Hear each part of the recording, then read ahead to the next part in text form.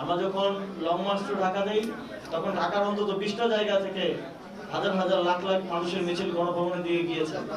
ফলে যাদের হাতে অস্ত্র ছিল তারা অস্ত্র চালানোর সাহস করতে পারেনি।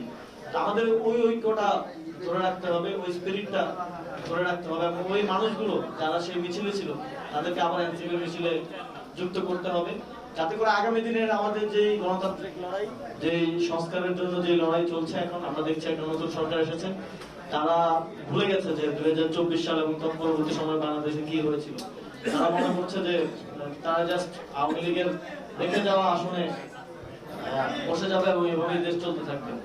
আমরা স্পষ্টভাবে বলতে চাই যে সংস্কারের ব্যাপারে এনসিপি নন নেগোশিয়েবল, এবং আমরা আমাদের এক দফায় এটা স্পষ্টভাবেই বলা ছিল যে আমরা রাষ্ট্রের কাঠামোগত সংস্কার চাই, আমরা ফ্যাসিবাদী ব্যবস্থার বিলোপ চেয়েছি, আমরা শুধু শেখ হাসিনার পতন চাই নাই, কিন্তু সেই ব্যবস্থার বিলোপ হয় নাই। সেই ব্যবস্থার উপরে শেখ হাসিনার সিটে এখন তারেক রহমান বসে গেছে।